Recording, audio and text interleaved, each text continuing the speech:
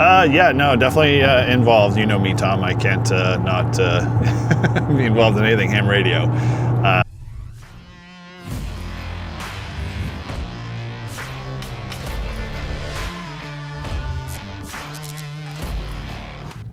Hey everybody, I'm Eric, N1JUR, and today we got a little bit of a treat. For those that have been watching my daily 5.2 Simplex challenge videos, 1052, thank you.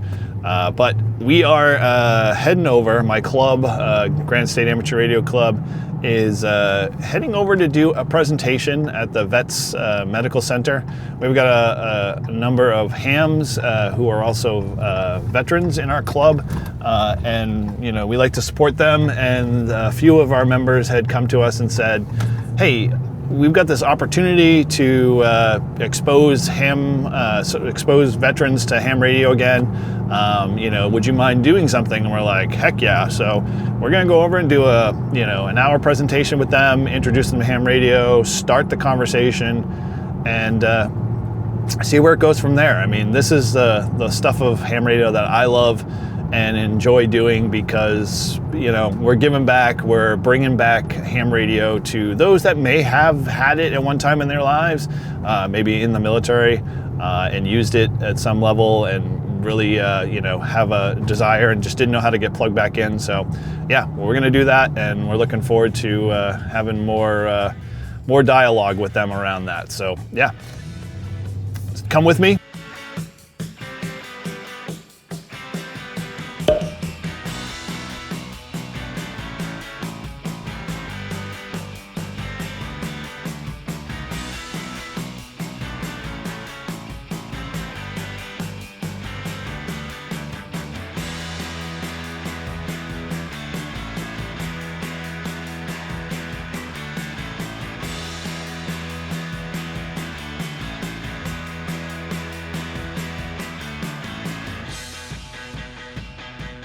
All right, we are here at the VA Affairs Center here, working to set up here and do a little demo. And so I'm going to take you along with me, like I said. Hopefully you guys enjoy it. Maybe this will inspire you to try this in your club and get out in the community and share ham radio with everybody, because this hobby is a communications connection hobby. So what better to do stuff like this? Once we got set up, it didn't take long for the room to come alive. A few radios on the table, a couple of hams sharing the basics, and suddenly the veterans were on the air making real contacts through local repeater. Some even tried their hand at Morse code, tapping out their names and hearing the rhythm of CW for the first time. We also talked about digital modes and how the technology is opening the doors to many in the hobby. What started as a simple demonstration quickly turned into great conversation, curiosity, and a lot of smiles around the room. We have a lot of fun with CW. We talk to each other.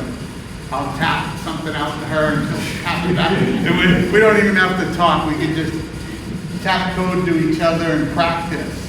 That's on my way down. And we've made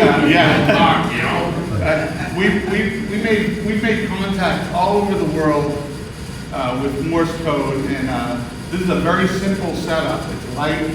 You can do coda with a setup like this.